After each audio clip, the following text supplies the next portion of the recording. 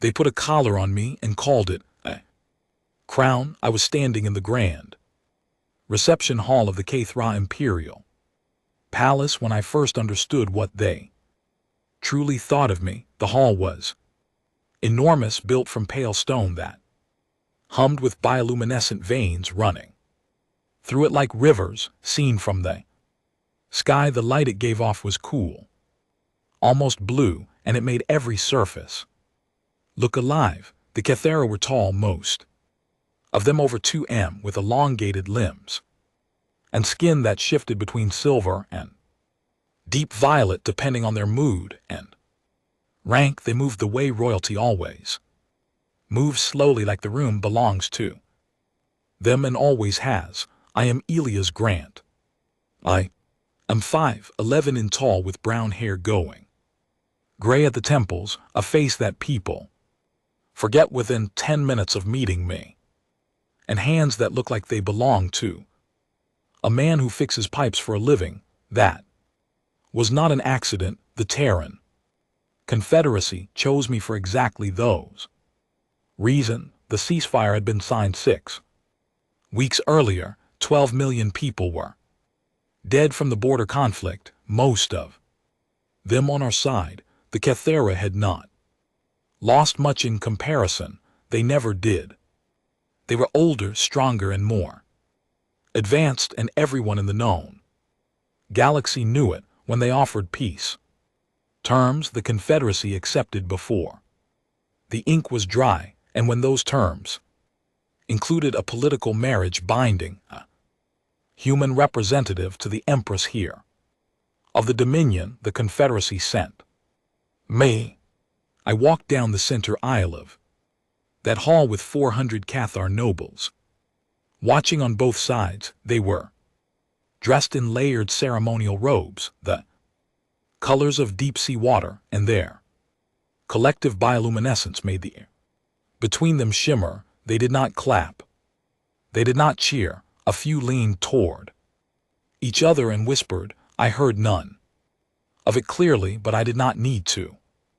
The shape of contempt is the same in every language. Empress here Sever stood at the far end of the hall on a raised dais. She was tall even for a Katha, nearly 2.5 meters, with skin that shimmered between silver and a deep, rich purple. Her face was angular and still, the kind of stillness that comes from years of practice, not from peace.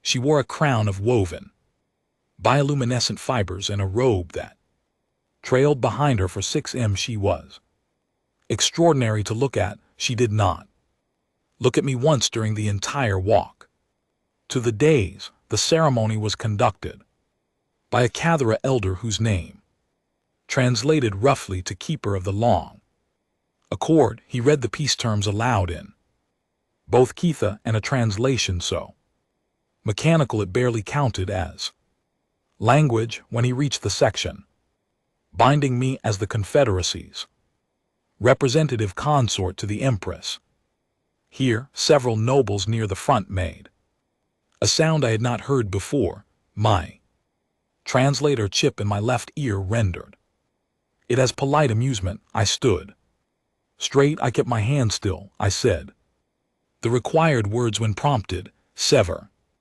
said hers without once turning her head fully in my direction. Her voice was low and steady, and even through the translator chip, the sound of it was striking. She spoke the words of binding the way someone reads a maintenance report. When it was done, her chief advisor stepped forward. His name was Lord Cassith. He was broad for a Kathara, with dark indigo skin and eyes that were the pale yellow of old bone. He handed me a secondary robe, thin and ceremonial, and helped drape it over my shoulders with the precise, deliberate care of a man placing a leash. He met my eyes for one moment and did not blink.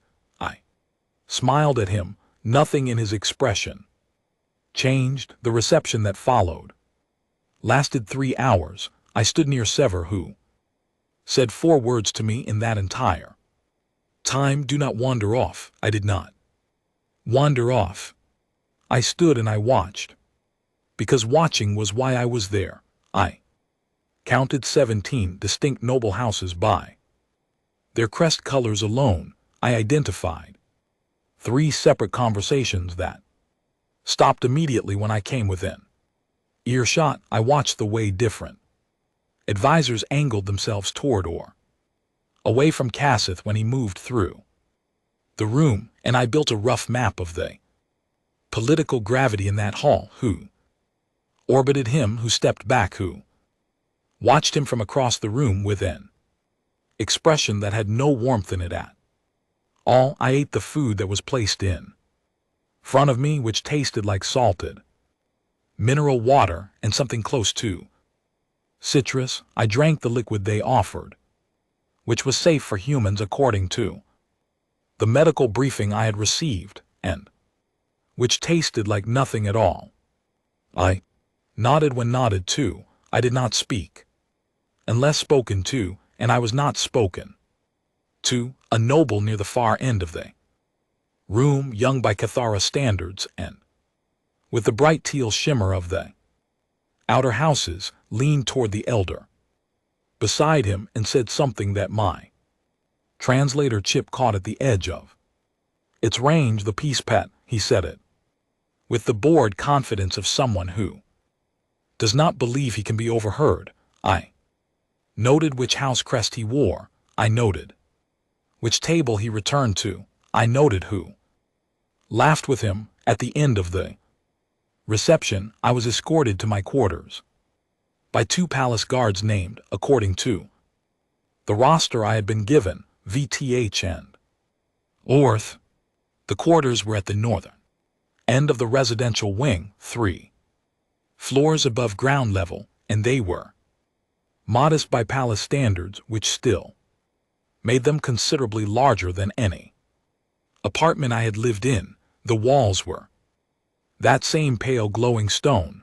The furniture was Cathara in scale, which meant most of it was too tall for me to use comfortably. Someone had placed a human sail chair near the window. It was a small gesture, and I did not know if it came from Sever, from a functionary following a protocol, or from no one in particular. I stood at the window for a long time after the guards left. The palace grounds stretched below me, lit in layers by the ambient bioluminescence of the stone itself, by the garden cultivars glowing soft green along the paths, and by the patrol routes of the outer guard, whose armor caught the light and threw it back in moving fragments. I counted the patrol intervals. I noted the gap in the sensor coverage along the north-facing corridor that connected my wing to the service passages. It was not a large gap, about 11 seconds at the outside, and it existed because the sensor array on that corridor was designed for Cathara movement patterns, which were slower and longer strided than mine. I did not plan to use it for anything, not yet. I filed it away the same way I filed away everything else I had seen that evening, carefully, without attachment, without urgency. The Confederacy had given me one instruction above all others when they selected me for this assignment. It was not a tactical instruction. It was not a strategic framework. It was 7 words spoken to me by the Director of External Affairs herself in a briefing room on Earth with the door closed and the recording system switched off. She had looked at me across the table and said, "Do not let them know what you are." I had asked what specifically she meant by that. She had said, "Everything." I looked out at the glowing palace grounds, at the alien sky above them with its 3 visible moons and its unfamiliar constellations,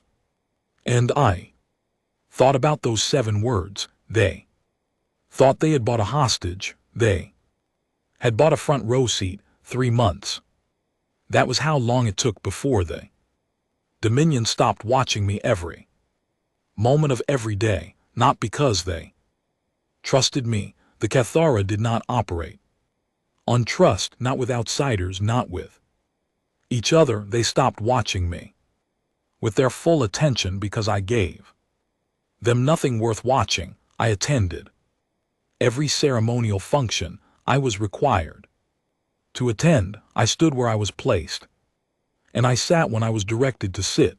I signed the documents that were put in front of me, most of which were formalities so minor they would have been handled by a junior clerk in any functioning government. I ate my meals in the small adjoining dining room attached to my quarters, usually alone, occasionally with a rotation of palace officials who had been assigned the polite fiction of socializing with the consort of the Empress here. Those officials were without exception from lower-ranking houses. They were courteous in the mechanical way that protocol demands and incurious the way that people are when they are also slightly repelled by the thing they are curious about. They asked me questions about Earth, about human biology, about whether it was true that humans slept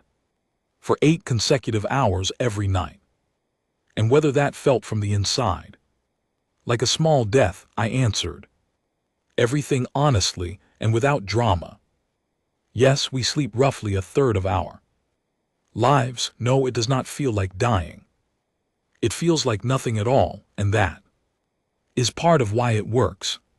They found this unsettling. I had noticed that the Cathara, who entered only a shallow rest cycle for 2 to 3 hours in every 24, considered prolonged unconsciousness to be something between a vulnerability and a character flaw. The fact that humans had evolved to go completely dark for a third of every day and had still managed to build a starfaring civilization was the kind of information that landed differently depending on how you heard it. I let it land however it wanted to land. I was not there to impress anyone, not yet. The work I was actually doing was invisible, which was precisely the point. I was learning the palace the way water learns a landscape, slowly and without force, filling in every low point and narrow channel.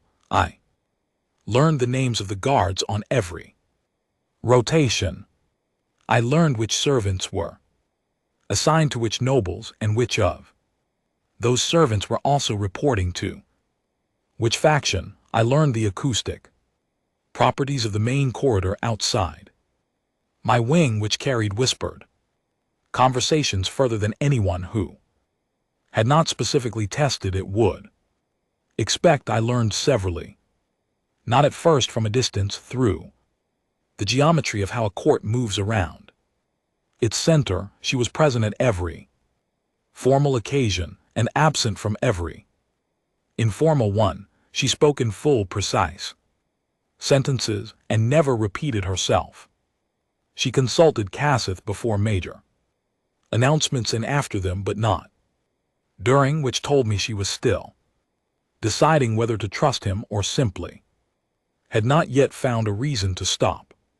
She had a personal guard of 6, led by captain named Tova, who was younger than the others and moved differently from them, not with the practiced smoothness of ceremony, but with the flat readiness of someone who had actually been in situations where readiness mattered. I made a point of nodding to Tova whenever I passed her in the corridor, not speaking, just acknowledging. She did not respond for the first 3 weeks. Then one morning, she gave a very slight nod back. It was the size of a gesture that meant nothing. I filed it away. The moment that changed things came during the 4th week of the 2nd month, and it had nothing to do with politics.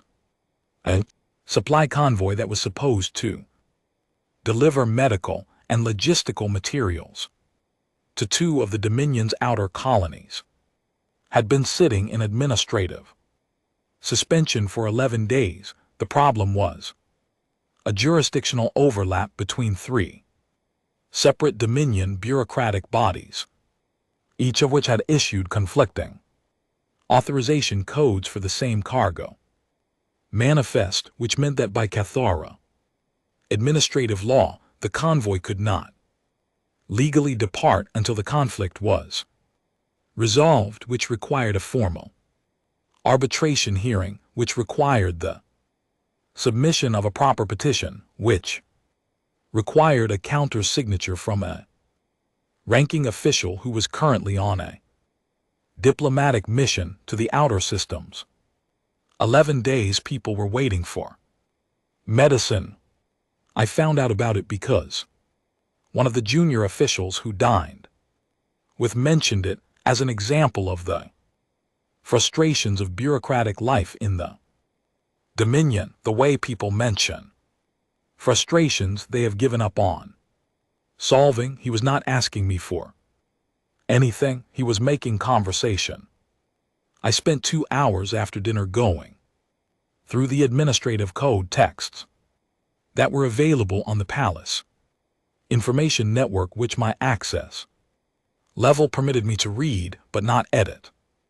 The solution was not elegant, it was not clever, it was simply a matter of reading the 3 conflicting codes side by side and noticing that 2 of them had an exemption clause allowing a ranking diplomatic representative to issue a temporary bridge authorization in cases of humanitarian necessity, provided the authorization was countersigned by any certified Dominion official of rank 4 or above. I was a ranking diplomatic representative, the junior official who had told me about the problem was rank 5. I drafted the bridge authorization that evening, looked up the correct form, filled it in properly, and brought it to the junior official the following morning at breakfast with a brief explanation of the legal pathway it used. He stared at it for a long time. The convoy departed that afternoon. I did not tell anyone I had done it. I did not need to. In a palace, everything that happens becomes known. The question is only how it becomes known and what shape it takes. By the time it arrives in the right ears, what arrived in Sever's ears, I learned later, was not the story of a clever human finding a loophole. It was a smaller and stranger story. The human consort had fixed a problem that had been sitting on the desk of 3 separate departments for 11 days, and he had done it in an evening, and he had handed the solution to a junior official and walked away without mentioning it to anyone. The walked away without mentioning it part was apparently the part that landed. Cassith's reaction was different. He said nothing publicly, but in the week that followed, 2 of the officials who regularly dined with me were quietly reassigned to duties in other parts of the palace. This was not a coincidence. In Cassith's political vocabulary, removing the audience was the first step before removing the performer. I noted it without alarm. He was moving to isolate me, which was a sensible move if he believed I was a threat, and an unnecessary one if he believed I was harmless. The fact that he was doing it told me he had already revised his assessment. Good. An opponent who underestimates you is dangerous. An opponent who is paying attention is manageable. You know where they are looking. The dinner where things shifted between Sever and me was unremarkable in its setting. A small, formal meal, 8 attendees, second-tier nobles and their advisors. I was placed at the far end of the table from her as usual. Cath was at her right hand. As usual, Midway through the meal, one of the nobles made a point about the Confederacy's economic output in a way that was technically accurate but structured to imply that human civilization was a resource-poor, low-year-old yield civilization barely worth the diplomatic overhead, he said.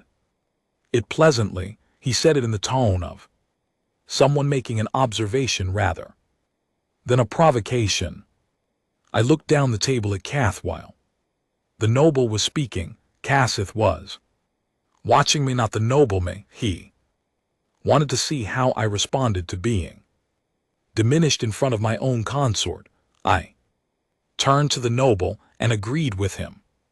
I said that yes, by several conventional economic metrics, the Confederacy's output did appear modest relative to the Dominion. I then mentioned conversationally 3 of those metrics by name and explained precisely why each of them had been developed by Kithra economic theorists to measure productivity in civilizations with Kithra biological lifespans and why applying them to a civilization with a human lifespan of 80 years produced a systematic undercount of roughly 40% due to generational turnover rates creating different capital accumulation patterns. I said this pleasantly. I said it the way someone makes an observation rather than a provocation. The noble blinked. He began to say something and then did not. Cassith's luminescence shifted for just a moment.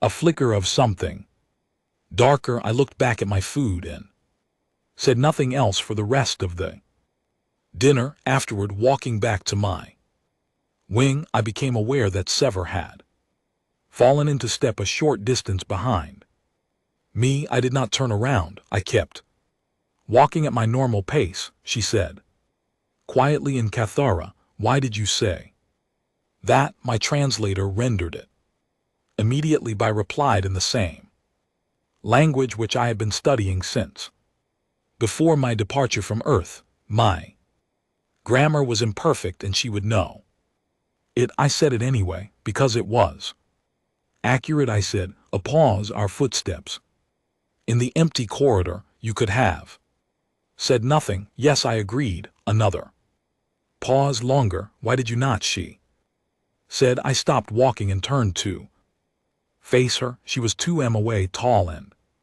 still, her skin a deep silver in the low light of the corridor. Her expression was the same, careful, neutral it always was, but she had asked because inaccuracy compounds. I said, a wrong measurement taken once is a mistake.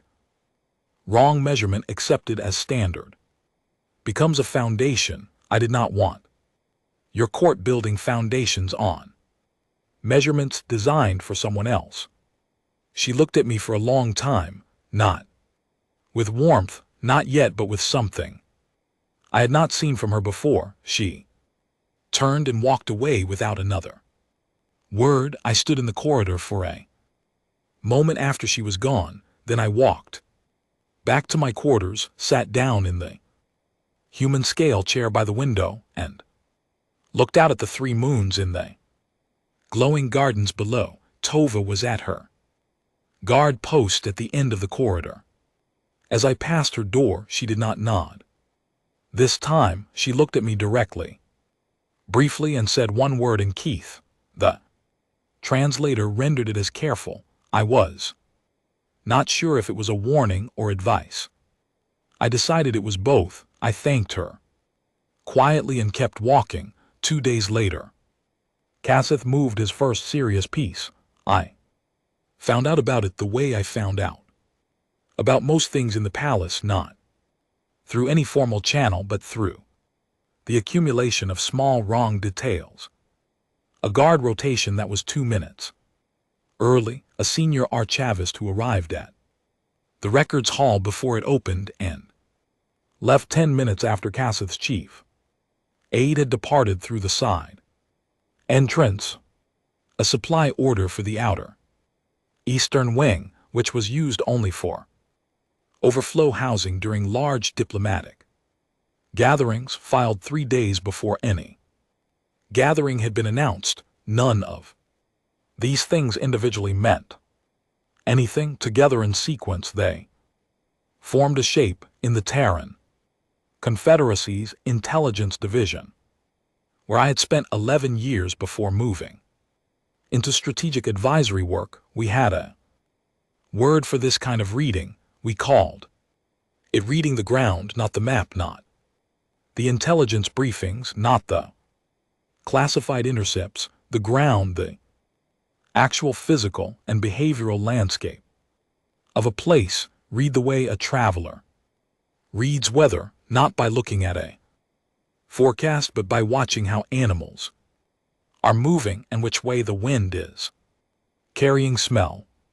The ground was telling me that something was being prepared in the eastern wing, that records were being accessed or altered, and that the timing aligned with a formal reception scheduled in 6 days at which 4 of the outer noble houses would be present, along with their security delegations. I sat with this for 24 hours and let the shape become clearer. By the end of the second day, I was reasonably certain what Kasath was planning. It was technically elegant, a manufactured crisis during the reception, an apparent threat to sever, serious enough to require a response but controlled enough not to cause real harm. The blame would fall on one of the outer houses, specifically the one whose young noble had made the careless comment about the peace pet at my wedding reception. That house had been in a quiet territorial dispute with Kasath's faction for 2 years, discrediting them publicly during a diplomatic event with witnesses from multiple houses would consolidate Kasath's position significantly. The plan had 7 identifiable pressure points. I told exactly one person. Tova was at her rotation post at the end of the residential corridor at the 4th hour of the morning watch, which was the quietest hour in the palace and the one where the guard complement was at its lowest. I walked to her post and stood beside her for a moment without speaking. She did not reach for her weapon. She watched me. I spoke quietly in Cathera, and I told her what I believed was being planned. I did not tell her everything I knew. I told her the parts that were relevant to protecting Sever. I told her the timing, the location, and the 3 most likely methods through which the apparent threat would be delivered. I told her the pressure points and which ones I intended to address myself. She was quiet for a long time after I finished. Then she said, "How do you know this?" I said, "The same way anyone knows anything." I paid attention. She looked at me with an expression I was not certain I could read accurately. Then she said, "If you are wrong, this ends badly for you." I said, "I know." She said, "If you are right, this ends badly for Kasath." I said, "I know." She thought about it for another moment. Then she gave one short nod. We did not speak again that night. The 6 days before the reception were the longest of my time in the palace, not because I was afraid, though I was in the way that anyone with good judgment is afraid when they are working against a well-resourced opponent in unfamiliar territory. I was afraid the way surgeon is afraid before a difficult procedure, not paralyzed but sharpened. I used those 6 days to address the pressure points one at a time. The first was the records that had been accessed in the archive. I could not alter them, but I could flag the access. I filed a routine administrative query through my diplomatic access, citing a requirement for historical precedent documents related to the peace treaty which required the archive to log a formal access record for the dates in question. This meant that any attempt to claim the records had not been accessed would be contradicted by the official log. The second pressure point was the supply order for the Eastern Wing. I found a Cathara procedural regulation requiring that supply orders for wings designated as overflow housing be countersigned by the Palace Facilities Coordinator when filed in advance of an unannounced event. The order had not been countersigned. I sent a polite administrative note to the facilities coordinator pointing out the oversight. The order was suspended pending review. The third pressure point was the guard rotation irregularity. I could not address this directly without revealing what I knew, so instead I addressed it indirectly. I submitted a formal request through the correct diplomatic channels to observe the reception security arrangements as part of my consort duties, citing a Terran diplomatic protocol requiring spousal representatives to be briefed on security measures at formal events. This request was technically valid under the terms of the marriage agreement. It required the Palace Security Office to review and document its own security plan for the event, which meant any last-minute changes would be visible on record. The 4th, 5th, and 6th pressure points were subtler, and addressing them required using relationships I had built over the previous months, small and careful deposits now being drawn on for the first time. A senior servant, a junior records official, a member of the outer house who had no connection to Cassith's faction and who I had spoken to precisely once 3 weeks prior about nothing important, but who had seemed to me like someone who would rather know a thing than not know it. I did not tell any of them the full picture. I gave each of them one piece, the piece most relevant to their position and most likely to cause them to behave in ways that would collectively make the false crisis impossible to execute cleanly. The 7th pressure point I addressed myself directly on the evening of the reception. The reception was held in the grand outer courtyard, a large open space with the bioluminescent stone walls rising on 3 sides in the night sky. Above 400 guests, 12 security delegations. The lighting was soft and ambient and came from everywhere at once. I spent the first hour of the reception moving through the crowd, slowly stopping to exchange brief words with people I recognized, never lingering, never hurrying. I was doing what I always did at these events, being unremarkable, except that tonight I was unremarkable in specific locations at specific times. At 42 minutes into the reception, I was standing in the service corridor adjacent to the eastern courtyard wall when Cassith's aide passed through it carrying a small sealed container. The aide did not see me because I was standing in the section of the corridor where the sensor coverage had the 11-second gap I had noted on my first night in the palace. I had spent 3 months learning exactly where that gap was and how to stand in it. I stepped out of the gap and into the aide's path. He stopped. He stared at me. Container was in his hands. I looked at it and then at him and said, "Imperfect. Cathara, the facilities coordinator, has a flag on everything that entered the Eastern Wing this week. Anything used here tonight will be traceable in under an hour. The record's access from 8 days ago has already been logged. The guard rotation irregularity from 3 days ago is in the security review that was Filed this afternoon. I watched him. Understand, then I said whatever is in that container, it would be a very good night to take it somewhere else. He left. He did not run.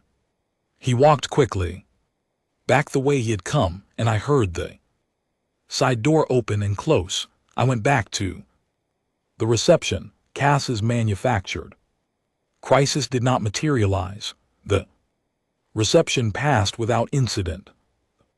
Outer houses departed at the end of the evening with no damage done to their standing. Sever said her formal closing words and withdrew. By midnight, whispers had begun circulating among the noble houses, the specific careful kind of whispers that Cath could not trace back to any single source, that something had been planned and had failed. No one knew the details. No one could point to a culprit. Cath knew. He did not say so publicly because saying so would require explaining what he had planned and why it had not worked.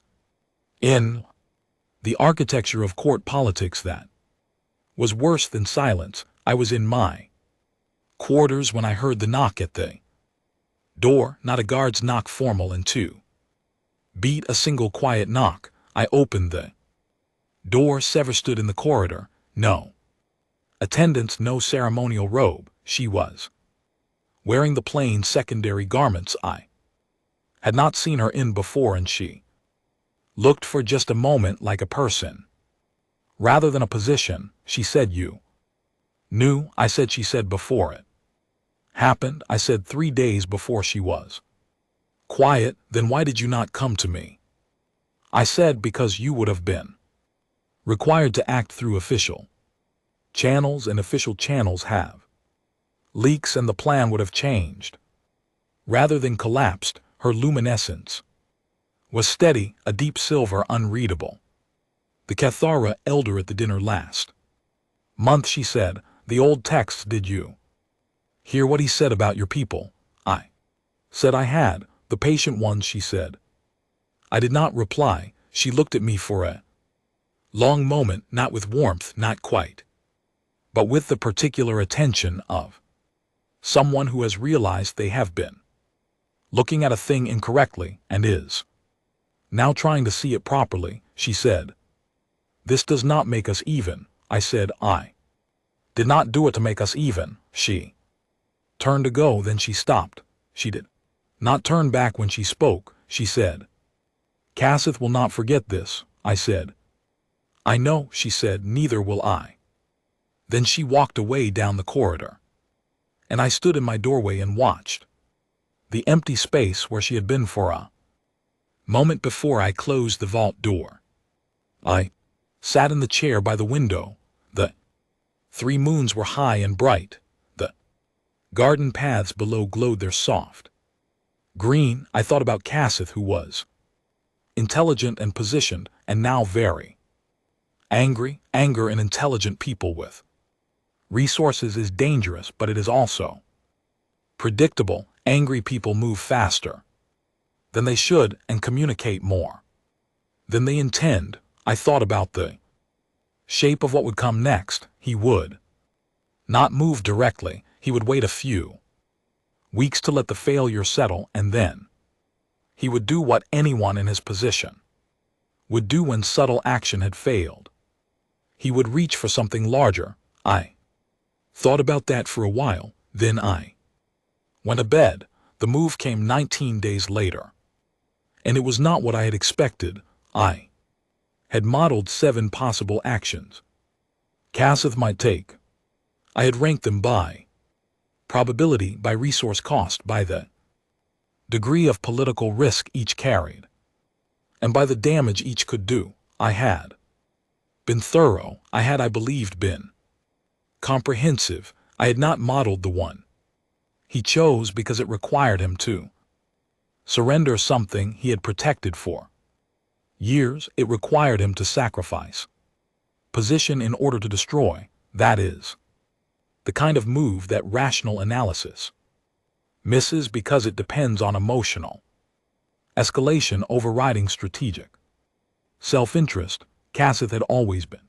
Strategic, the failure at the reception had changed something in him. What he did was this: he went to the Imperial Military Council and told them that I was not a diplomat. He told them with documentation he had spent the better part of 2 months quietly assembling, that I was a covert strategic analyst with 11 years in the Confederacy's Intelligence Division, that my selection as the consort representative was not an accident but an operation, that the marriage itself had been a deliberate placement of an intelligence asset at the heart of the Dominion's ruling family, and that everything I had done in the palace since my arrival, every small service, every quiet intervention, every unremarkable evening in my quarters was part of a long-running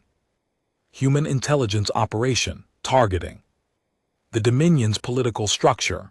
The documentation was accurate. Every piece of it was real. I want to be clear about that. Cassith did not fabricate evidence. He found it, and what he found was true. I had worked in intelligence.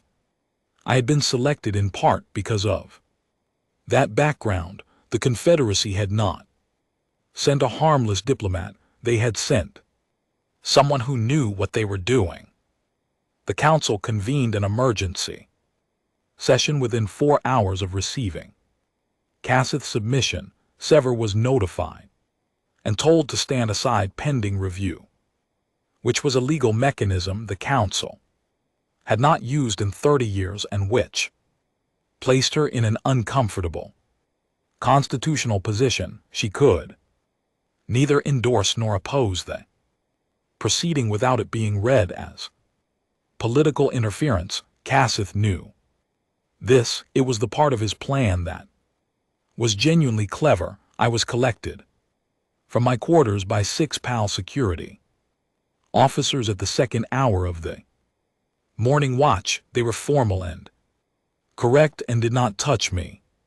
I walked with them to the council chambers in the East Administrative Wing, a part of the palace I had not been to before, and was taken into a room with 9 council members seated along a curved bench of that same pale glowing stone in a single chair in the center of the floor facing them. I sat in the chair. The chair was a Cathara standard chair, which meant it was too tall for me, and my feet did not reach the floor. I sat in it anyway and held my posture straight. I was not going to ask for a different chair.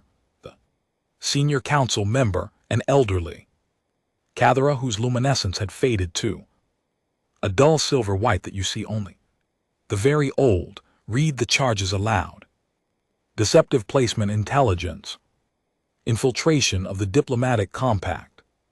Terms. He asked me to respond. I said, everything you have been told is accurate. The room was very quiet. The senior council member looked at me. His expression did not change. He said, you admit to the charges. I said, I am acknowledging facts. Whether they constitute the charges as framed is a different question. A younger council member to the left said, you were placed here as a spy. I said I was placed here as a strategic analyst who is also a diplomatic representative. Both things are true. The Confederacy selected me because I have relevant skills. That is what any government does when selecting a representative for high stakes placement. The relevant skills, the young council member said, are intelligence skills. Yes, I said, they are also the skills that prevented a fabricated crisis from destabilizing your Empress Hair's reception 19 days ago, and the skills that resolved a convoy authorization deadlock that 3 of your own administrative bodies had failed to address for 11 days. Skills are the same skills regardless of how you categorize them. Cassith was seated in the observer's gallery to my right. I had not looked at him since entering the room. I looked at him now. He was watching me with an expression of focused attention, waiting for something. He wanted me to argue innocence. He wanted me to deny the documentation, to claim it was fabricated, to perform the kind of defensive scramble that would confirm to everyone watching that I was caught and afraid. I turned back to the counsel. I said, I would like to offer you something more useful than a defense. The senior council member said, speak. I said, I would like to tell you what the Terran Confederacy actually is. The room was quiet again, a different kind of quiet.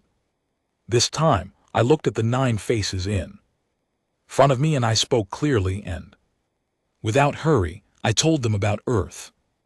Not the tourism version, not the diplomatic version, the real version.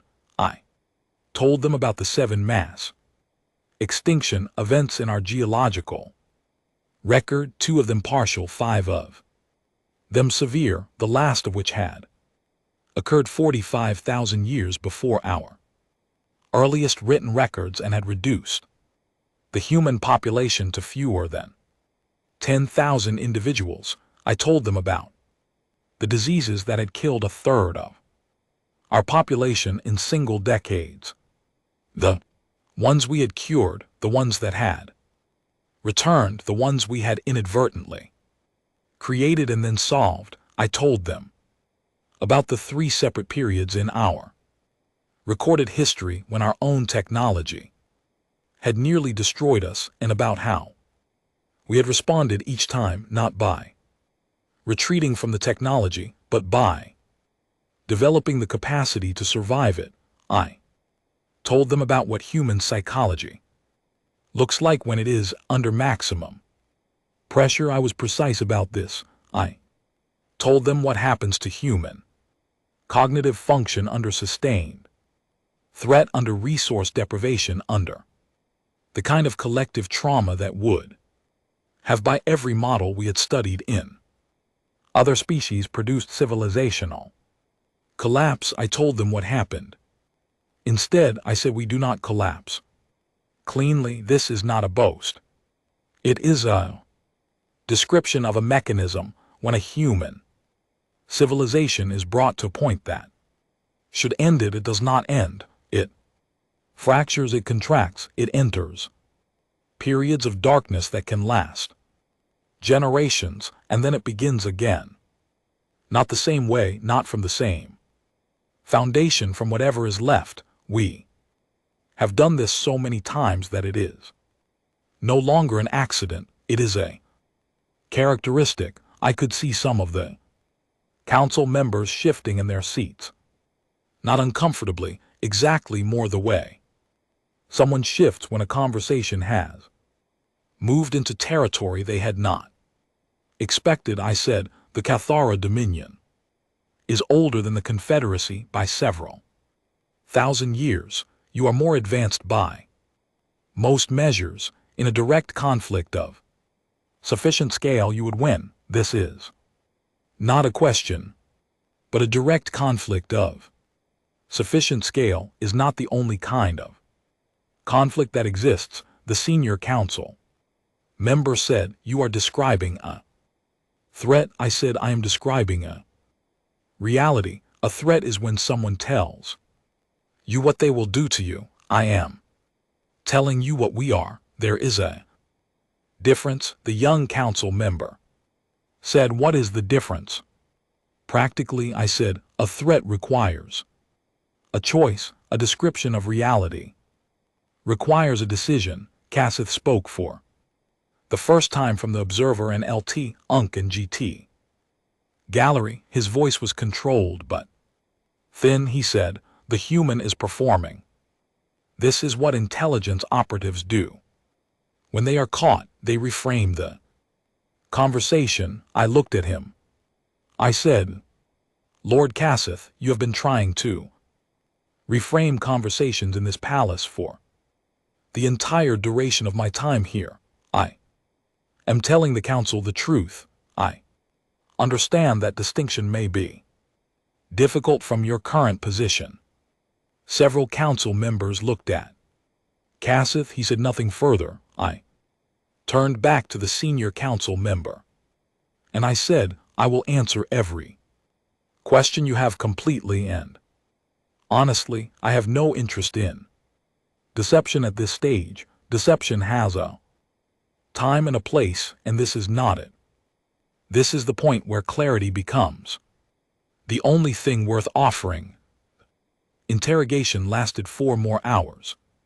They asked me about the Confederacy's military capability, about our intelligence services, about my specific mission parameters, about the other humans who had been positioned in diplomatic roles across the Dominion sphere. I answered everything, not everything I knew, but everything they asked. There is a difference between honesty and disclosure, and I had been trained to understand the boundary very well. At some point during the 3rd hour, I became aware that someone had entered the small observation room behind the one-way panel on the western wall. I did not look at it directly. I noted it in my peripheral awareness, the way you note a change in light. I knew who it was. The senior council member said near the end of the session, if we were to act against you now, what would the Confederacy's response be? I said, I do not know the specific response. I know that the Confederacy's standing instruction in cases where a diplomatic representative is harmed under treaty covered placement is to treat it as a treaty violation and respond through the full range of available options. He said, full range? I said, yes. He said, that is a broad phrase. I said, the Confederacy uses it intentionally. Specificity and deterrence reduces options. Bread preserved them. He looked at me for a long time. Then he said, you are a very unusual being, Elias Grant. I said, we are an unusual species. That is more or less the point. He closed the session. The council members withdrew for deliberation.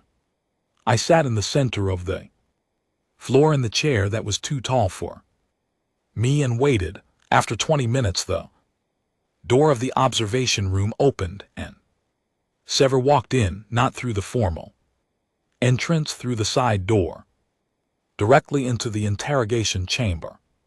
Without any attendants and without any ceremony, she stood 6 ft from me. I did not stand up, not because I was making a point, but because I was genuinely tired and my back was beginning to hurt from 3 hours in a chair that was not designed for my proportions. She looked at me the way she had looked at me in the corridor after the failed reception. That same searching look that was trying to recalibrate something. She said, was any of it real? I said, all of it.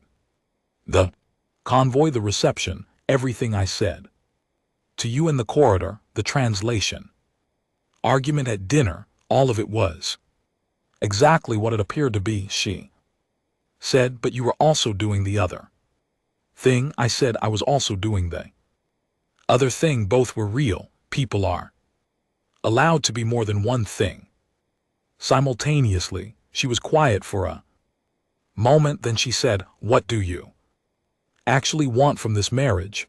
I said, a peace that does not end the moment someone finds it inconvenient.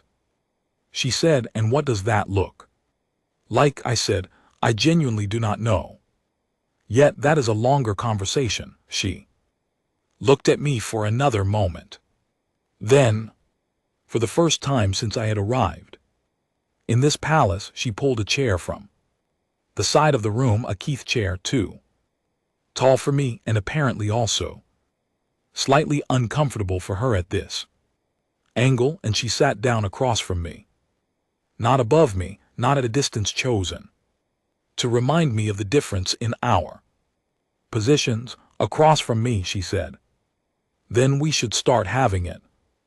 Council deliberated for 11 hours. I spent those hours in an ant room, adjacent to the council chambers, with a cup of something warm that tasted vaguely like mint and a window that looked out over the administrative gardens, which were less dramatic than the main palace grounds, but had a quiet, organized beauty to them that I had not expected. Tova came to check on me twice. She did not say anything either time. The second time she left a small flat piece of cathara bread on the table beside my cup without comment and walked back to her post. I ate it. It tasted like almost nothing, the way great deal of cathara food tasted to me. But I was grateful for it. Outside the council chambers, the palace was going through one of those silent upheavals that looked from the outside like nothing at all. No shouting, no visible disorder, just the careful, rapid repositioning of people who had spent months or years betting on a particular outcome and were now recalculating. Cassith's faction had gone quiet, not the quiet of confidence, the quiet of people waiting to see which way the current was moving before deciding whether to swim or hold still.